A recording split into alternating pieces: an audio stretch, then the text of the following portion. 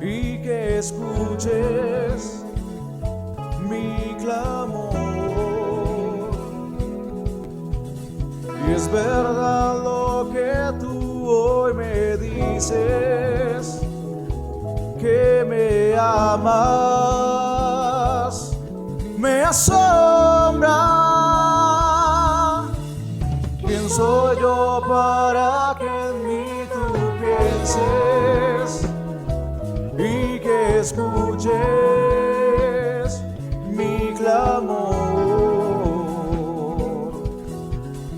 Y es verdad lo que tú hoy me dices,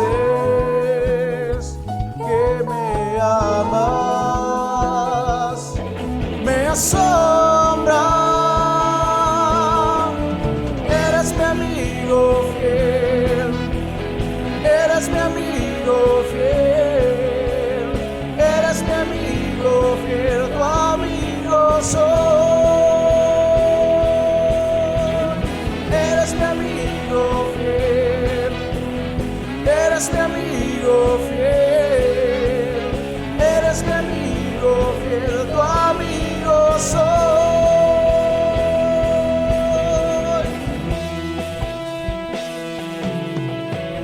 ¿Quién soy yo para que en mí tú pienses y que escuches mi clamor? Y es verdad lo que tú hoy me dices, que me amas, me asombra, me asombra, me asombra. Eres mi amigo fiel, eres mi amigo fiel, eres mi amigo fiel, tu amigo soy.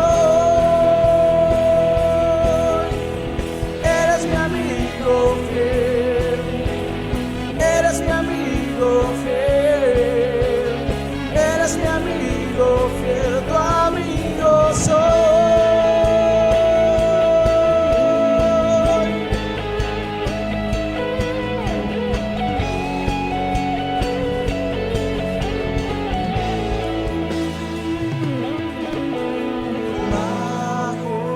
Majestuoso, poderoso,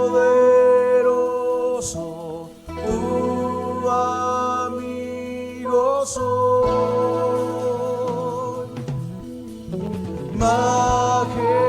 Majestuoso, poderoso, tu amigo soy. El Rey de Reyes, majestuoso, poderoso, tu amigo soy. Eres mi amigo fiel, eres mi amigo fiel, eres mi amigo fiel, tu amigo soy. Eres mi amigo fiel, eres mi amigo fiel, eres mi amigo fiel, tu amigo soy, tu amigo soy, tu amigo soy, tu amigo soy.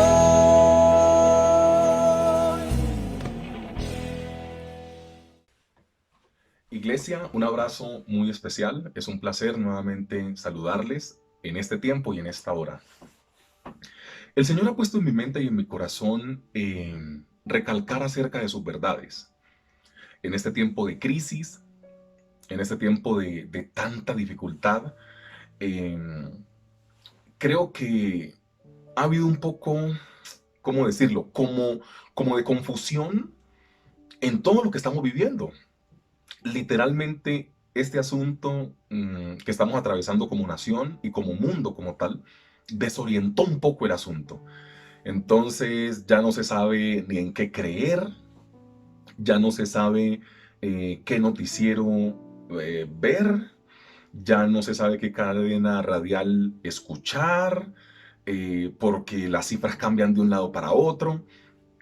Y, y fue muy bello poderme encontrar, por ejemplo, con el último ayuno de la hermana Miriam, que fue maravilloso, en el cual ella daba unas tranquilidades eh, acerca de lo que significa uno poder ser hijo de Dios, porque ella hablaba de que los hijos podemos estar seguros los que estemos inscritos en el libro, y para mí esto fue maravilloso, porque hace parte de lo que el Señor venía tocando conmigo, porque en mis oraciones yo le decía al Señor, Señor, pero literalmente yo sí he visto que esto ha generado como una desorientación en la gente. ¿Cómo podemos hacer eh, para poder, no sé, hacerle frente, si la palabra es combatir, estas desorientaciones o desinformaciones que la gente ha tenido?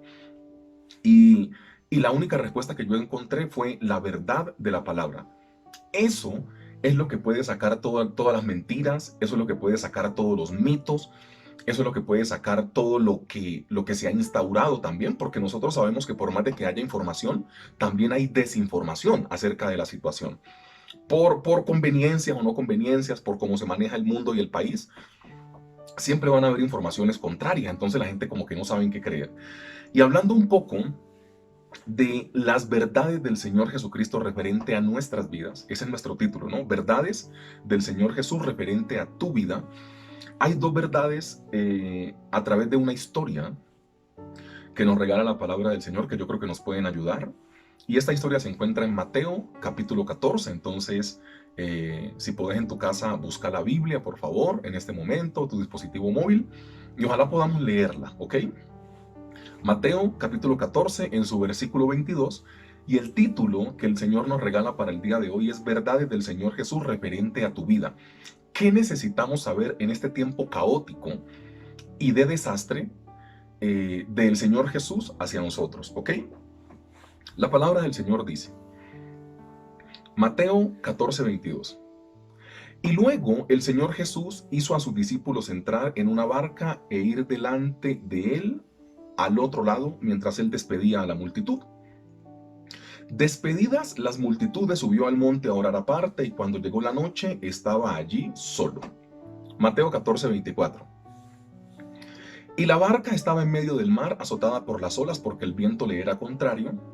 Y a la cuarta vigilia de la noche el Señor Jesús vino a ellos andando sobre el mar, y sus discípulos, viéndole andar sobre el mar, se turbaron, diciendo, un fantasma, y dieron voces de miedo. Pero enseguida el Señor Jesús les habló diciendo, tened ánimo, soy yo, no temáis. Entonces le respondió Pedro y dijo, Señor, si eres tú, manda que yo vaya a ti sobre las aguas. Él le dijo, ven. Y descendiendo Pedro de la barca, caminó sobre las aguas para ir al Señor Jesús. Pero viendo el viento fuerte, tuvo miedo, y comenzando a hundirse dio voces diciendo, Señor, sálvame. Al instante el Señor Jesús, extendiendo su mano, trabó de él y le dijo, hombre de poca fe, ¿por qué dudaste? Y cuando ellos entraron en la barca, se calmó el viento. Entonces los que estaban en la barca vinieron y le adoraron diciendo, verdaderamente tú eres el Hijo de Dios. Qué situación quizá tan parecida a la nuestra, ¿no? Tormenta por todo lado. Y yo creo que la palabra es pertinente no porque la estemos predicando en este momento, sino que es pertinente al tiempo que nosotros estamos atravesando, porque de manera literal sí hemos tenido mucha desorientación. Y cada vez que pasan los días, por más de que ahora hay como una reapertura, un poco como con menos restricciones, algunas mentes y algunos corazones sienten que es un desastre, que perdieron el año. Eh, y Dios ha puesto esta palabra en mi corazón porque esta pandemia sí tiene que llevarnos a ciertas reflexiones, por decirlo de alguna manera. Eh, yo creo que la reflexión más poderosa, por decirlo de alguna forma, que yo he hecho en mi corazón, es que, bueno, expliquémoslo así, nosotros hemos dicho muchas cosas acerca de la pandemia, que nos va a volver mejor persona, que yo no sé qué tal cosa, y la pandemia no cambia a la gente, hombre, a la gente la cambia Jesús, es la verdad, a la gente la cambia el acercamiento a Dios. Si no, mire todos los desmanes que han habido en el país en estos tiempos. Y ya pasaron 5 o 6 meses de pandemia y que íbamos a salir renovados y toda la cosa. Eso demuestra que la pandemia y el encierro no cambia a la gente la cambia a Dios. Pero una de las reflexiones que Dios ha hecho a mi corazón es que la manera en la cual nosotros planeamos nuestra vida. Porque mira, si la mayoría de planes que vos tenías para este 2020 no se cumplieron por la pandemia, eso indica que el síntoma es que estabas planeando más en lo material que en lo espiritual. Me explico. Si tu plan siempre fue espiritual, no importa si hay pandemia, porque el plan espiritual continúa. Pero si tu plan únicamente fue material, la pandemia sí destruyó todos los planes. Entonces, ¿en qué plataforma estás? Hemos entendido por la palabra que todo lo que es interno espiritualmente después se manifiesta en las obras físicas. No hay problema con esto. Pero si tu vida se vio destruida en este año por el efecto de la pandemia, es porque planeaste únicamente para lo material, no planeaste para lo espiritual. Entonces, esa es una reflexión de las que yo creo que el Señor quiere transmitirnos en este momento. Él quiere transmitirla porque esto tiene que también llevarnos a pensar a qué le estamos dedicando más tiempo. Mira, es tan sencillo, y perdón que haga la introducción tan larga, pero es tan sencillo como esto. Si muchas veces nosotros, algo básico que hacemos en la casa, oración y devocional todos los días o todas las noches en el momento que vos lo hagas. Si después de 5 meses de pandemia sigues orando el mismo tiempo, o sigues haciendo el devocional en tu casa o la oración en tu casa de manera intermitente, queda demostrado que era una excusa tu trabajo, que era una excusa tu colegio, que era una excusa tu universidad, que era una excusa lo que antes hacías, porque decías, ay, yo algunas veces no hago devocional porque llego muy tarde y me acuesto tarde. Ahora estás trabajando desde casa. Yo muchas veces no hago devocional porque me toca madrugar mucho. Ahora estás trabajando desde casa, no hay que salir mucho, un día vas, un día no, tenés teletrabajo.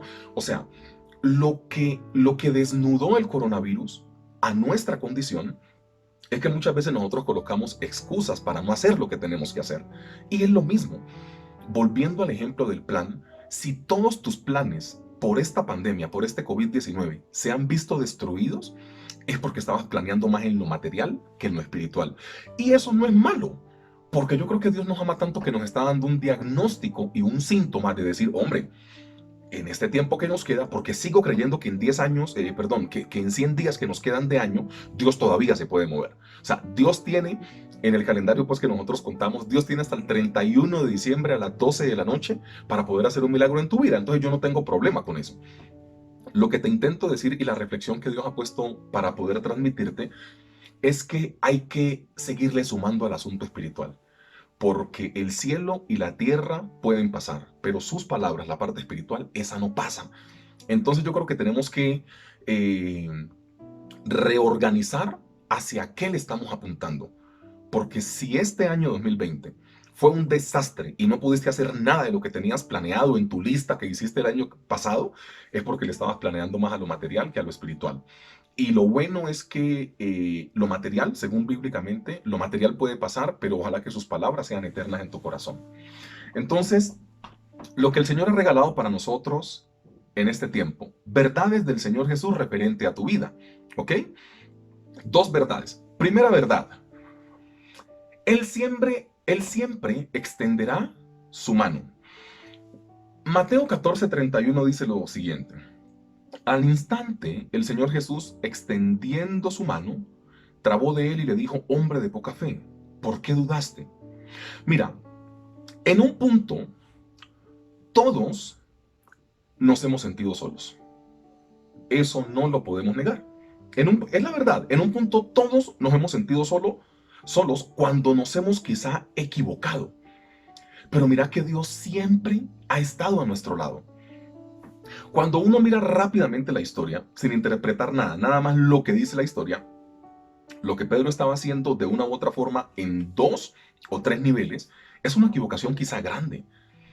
A ver, visto desde este punto de vista, ¿no? Hemos tenido todas las reflexiones acerca de este pasaje, que Pedro fue un poco más valiente por salir de la barca. Yo honestamente creo lo mismo, que Pedro lo que tenía era un anhelo ferviente de poder ir a su Señor. Yo verdaderamente creo lo mismo. Pero en este punto, cuando nosotros miramos la coherencia del pasaje, ellos van atravesando la ribera. Lo que Pedro está haciendo es regresarse del punto de partida, hacia el punto de partida. Y el asunto de ir al Señor Jesús, pues el Señor Jesús ya iba hacia la barca. Y para estar absolutamente seguro, cuando creen que es un fantasma y le preguntan, él dice, tengan confianza, soy yo. O sea, Pedro por todos los medios supo que el Señor Jesús iba a llegar a la barca y que sí era el Señor Jesús y que no era un fantasma. Pero Pedro, ustedes conocen la característica un poco de Pedro, que es una maravilla, y el impulso que tiene Pedro no lo tuvo ningún discípulo. Quizá por eso, siendo el que más se equivocó, el Señor Jesús, cuando decide irse, le deja la iglesia a él. Porque es que de Pedro se hablan las equivocaciones, pero no se hablan esas virtudes. Algo tuvo que ver el Señor para, a través de los 3 años y algo del ministerio, en el proceso, determinar sobre quién podemos dejar la iglesia. Y Pedro y Santiago quedan encargados. Entonces, Pedro, el que más se equivoca, termina haciéndose cargo de la iglesia. Algo tenía Pedro. Paréntesis, si te equivocas bastante, tranquilo, que el Señor no ha terminado el proceso, ¿ok? Entonces, mira, cuando nosotros tenemos equivocaciones como la de Pedro, pensando que es una equivocación retroceder hacia el lugar al cual habían partido, uno muchas veces se siente solo, pero la verdad es que Dios siempre está.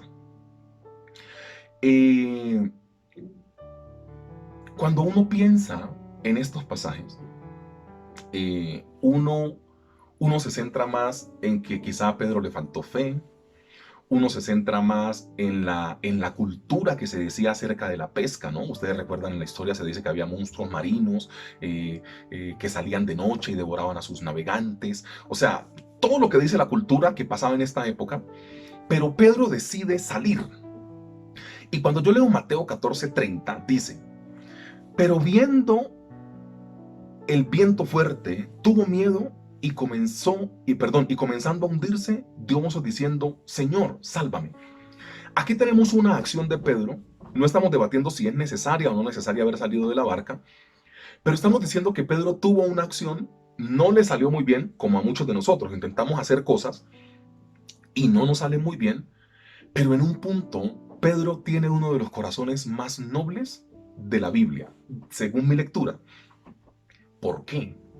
Porque Pedro hubiera podido pensar como algunos seres humanos pensamos. No, pero qué vergüenza, yo habiendo salido de la barca así, pues todo picado, pues a que yo era el que caminaba sobre las aguas como el Señor Jesús. Y ahora me hundí, qué vergüenza, ya que me voy a acercar a Dios después de la equivocación que tuve. Y te cuento una cosa, hay gente que no se ha sentido perdonada. Mira, por eso hago el paréntesis acá. Hay una hermana en la iglesia que se llama Miriam y es la encargada de los ayunos de la iglesia. Y ella dijo eso en el ayuno pasado. Ella dijo, hay gente que siente que Dios no la ha perdonado y cargan con esa culpa. Esas palabras se me quedaron en la cabeza. Y cómo compagina quizá con el mensaje que yo estoy compartiendo hoy. La hermana Miriam dijo en el ayuno pasado, dijo, cargan con ese peso encima porque no se sienten perdonados y Dios ya los perdonó. Traigamos eso a colación a este mensaje. Mira, Pedro, si hubiera tenido nuestra mentalidad, dice, qué vergüenza, ¿yo qué le voy a hablar al Señor después de esa pachotada que hice? Me bajo, empiezo a caminar muy bien, pero cuando me falta la fe, no, ya que me voy a acercar a Dios. Y eso es lo que muchas veces le pasa a la gente. Gente que cree que ya no se puede acercar a Dios porque el pecado que cometió es muy grande. Dios puede perdonar todos los pecados, mi amado. O sea, no tiene que ver con la perfección o con la excelencia de tu camino. Tiene que ver que cuando vos te equivocas, podés recurrir a Jesús. Y Pedro, a mí me encanta el corazón de Pedro. Pedro le dice como un niño, Señor, sálvame. Yo siempre que estoy predicando estas historias me imagino cosas y estos discípulos del Señor Jesús no eran fáciles, ¿no? Yo me imagino qué pasó después de que los dos subieron a la barca, hablando entre ellos, ¿no? Uy, Pedro todo picado, pues al chacho que se bajaba de la barca y por ahí se hundió. O sea, Pedro tenía como unas vergüenzas también, de pronto ellos lo estaban mirando, porque por un lado podemos analizar que solo 2 personas registradas en la Biblia caminaron sobre los mares, sobre las aguas, el Señor Jesús y Pedro, la parte positiva. Pero por la parte negativa, Pedro queda como con un regaño, hombre de poca fe, ¿por qué dudaste? Los discípulos quizás señalándole, uy, mira, este se bajó todo picado, todo creído, y al final se hundió. Nada, a ese Pedro le falta fe. Uno no sabe con qué cosas mentales tenía que luchar Pedro. Lo que uno sí sabe es que Pedro tuvo la humildad para poderle decir cuando estaba necesitado, Señor, ayúdame. Y yo me he encontrado a lo largo de la vida con gente que cree que no se puede acercar a Dios porque el pecado que tiene es muy grande. No, yo antes iba a la iglesia y ya no voy porque uno se va como enfriando. Así le para adelante.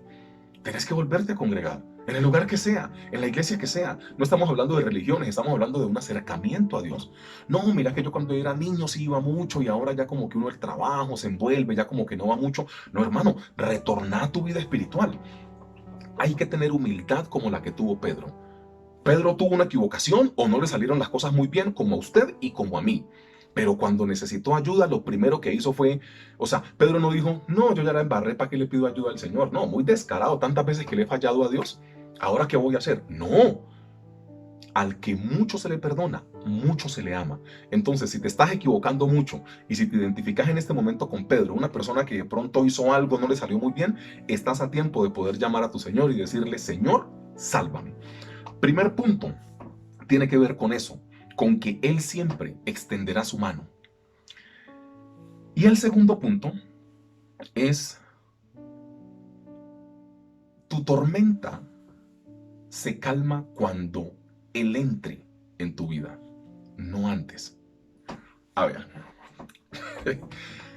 Mateo 14:32 dice, y cuando ellos entraron en la barca, se calmó el viento. Mira, ese versículo parece que no dijera mucho. Te das cuenta que en la predicación y en toda la lectura que hacemos uno se puede quedar más con que a Pedro le faltó fe, hombre, de poca fe, ¿por qué dudaste?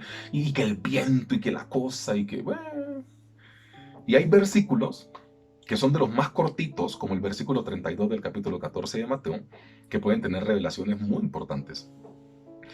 La palabra del Señor dice que cuando el Señor Jesús entró a la barca, fue que el viento y la tormenta esta se calmó, no antes. ¿No será que es tiempo de que Dios entre en tu vida de una vez y por todas? Pero que entre en tu vida. A ver, vamos despacito. Si tu respuesta es que naciste en un hogar católico o cristiano y que has ido a misa o que has ido a los templos cristianos toda la vida, yo no te estoy hablando de eso. No. Si tu respuesta para decirme que Dios ha entrado en tu vida es que hablas en lenguas, no te estoy hablando de eso. Si tu respuesta para poderme decir que Dios ya entró a tu vida es porque tenés dones y talentos y tenés el don de sanidad y oras por la gente y la gente se sana, esos son dones y talentos y eso está puesto al servicio de la iglesia, pero yo no estoy hablando de eso. Estoy hablando de que el Señor Jesús entre en tu vida y se convierta el Señor de tu vida y de tu corazón. Pensando en algo, yo en estos días estaba revisando, eso fue la semana pasada exactamente, yo estaba revisando las escuelas de formación que nosotros tuvimos el año pasado en la congregación. Algunas de las personas que están escuchando esto se acuerdan. Y cuando nosotros vimos la lección de qué no es nacer de nuevo, nos dimos cuenta que había mucha gente que uno cuando los veía y por lo que hacía decía, no, pero tiene a Jesús en el corazón y ya nació de nuevo. Pero eran personas que estaban ahí, llevados por la corriente, quizá porque nacieron en un hogar con una creencia, cree que ya son, y que el Señor Jesús ya entró a su vida, pero el Señor Jesús no ha entrado. Y pensando un poco en eso, yo quiero adjuntar a esta reflexión algo de lo que vimos en esa escuela. Mira, cuando nosotros veíamos de que el Señor Jesús entrara en tu corazón y el nacimiento nuevo que la palabra plantea para las personas, nosotros teníamos algunos personajes, ¿no? Cornelio, Nicodemo, el etíope, Judas, Simón el mago y Saulo de Tarso o el apóstol Pablo, pues. Y nosotros concluíamos en esa parte de la escuela que el apóstol Pablo, podemos dar el ejemplo de los 6, pero por tiempo demos solo el ejemplo del apóstol Pablo, quizá. Y complementémoslo quizá con el del etíope. El etíope estaba leyendo una Biblia que no entendía, hasta que Felipe tuvo que acercarse, explicarle, bautizarle, y en ese momento se acercó.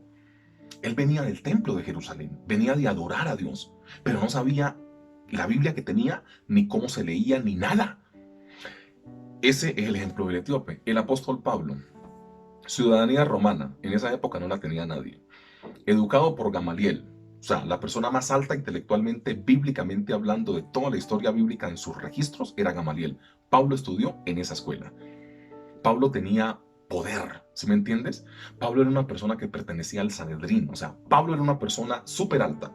Y un día, en Hechos 9, se encuentra con alguien llamado Jesús. Y él creía que estaba haciendo las cosas bien.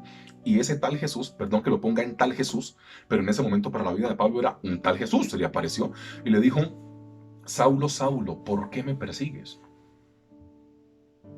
¿Quién eres tú, Señor? Yo soy Jesús, a quien tú persigues. Dura cosa te es dar coces contra el aguijón. Pero Pablo creía que estaba haciendo las cosas bien porque llevaba un camino, llevaba un estudio y dijo: yo estoy haciendo las cosas bien. Hasta que el mismo Jesús, Señor nuestro, se le tuvo que aparecer a decirle que estaba haciendo las cosas mal. Yo no te estoy hablando de los años que llevas en la iglesia, no. De los dones y talentos que tenés, no. De los milagros que has hecho, no. De las predicaciones que has hecho, yo no estoy hablando de eso. Estoy hablando de que la tormenta en tu vida se va a calmar cuando literalmente el Señor Jesús entre a tu vida. ¿Cómo hemos nosotros quitado la confianza en Dios y la hemos puesto en cualquier tipo de cosa, ¿no? Entonces, Dios te prospera, sí, pero yo puedo colocar la mente también en los juegos de azar. Dios te sana, el Señor Jesús por su sangre te puede sanar, sí, pero no, yo hago ayuno y oración, pero yo también visito a una señora en el centro.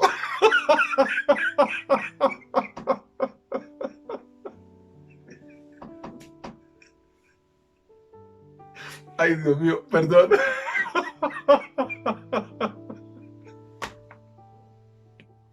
No, perdón, o sea, no, no hay que visitar las señoras en el centro,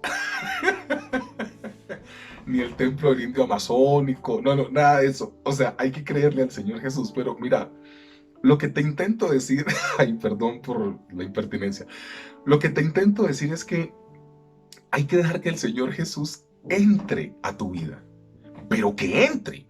No estas cosas de que entra un momentico y después lo sacas. No, mira, la tormenta se calma y la tempestad se va cuando el Señor Jesús interviene en tu vida.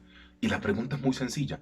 ¿No será que tanta tormenta en tu vida es porque hace falta que adentres al Señor Jesús en tu corazón? Y es muy sencillo.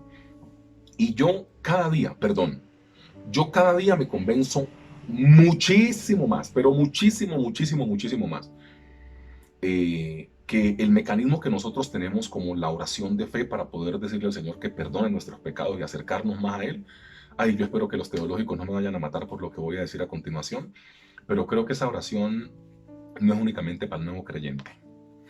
Creo que esa creo que esa oración es como una revisión técnico-mecánica que le hacemos al carro cada cuánto y nos evaluamos y miramos cómo está la emisión de gases y cómo está funcionando el motor. Yo creo que esa oración de fe también es para nosotros, los que ya llevamos un tiempecito con el Señor y que de pronto nos hemos relajado en nuestra creencia y hemos dejado meter y anidar cositas que no están muy bien vistas. Entonces, que la oración de fe es únicamente para el nuevo creyente, pues inicialmente sí, pero que la revisión es para vos y para mí que tenemos más tiempo en este camino con el Señor, claro que también. Esto hay que revisarse a diario. Iglesia, oro al Señor, literalmente, para que nosotros entendamos que su mano siempre va a estar extendida hacia las personas que le quieren buscar. Hay que dejar el orgullo. No te sientas tan lejos de Dios. No, es que yo lo que hice fue terrible y cómo le voy a decir a Dios. Yo con qué cara me acerco a Dios. Hay gente que me lo ha dicho. No, es que yo lo que hice fue terrible. Yo no soy cómo de conchudo voy a decirle a Dios que me perdone. No, yo creo que yo estoy muy lejos de Dios. Dios ya no me escucha. Falso. Dios perdona el pecado que sea. Entonces Él siempre extenderá su mano. Punto número 1. Y el punto número 2 es que tu tormenta se va a calmar, o sea, tu vida tormentosa va a cambiar únicamente cuando Él entre en tu barca. No pañitos de agua tibia de ir de vez en cuando, de entregarle solo una parte de tu corazón. No, Dios lo que espera es que le entregues tu corazón completo para que Él se pueda meter en tu corazón. Y después de que Él se meta en tu corazón, yo te aseguro, tu vida no va a ser más fácil porque problemas van a seguir viniendo, pero tener la certeza de salvación y entender que de ahora en adelante Él se encarga de tu vida es una sensación que únicamente el día que vos lo hagas vas a entender de qué te estoy hablando. Pero te invito a que lo hagas. Entonces, Dios te bendiga mucho, fuerte abrazo y bendiciones.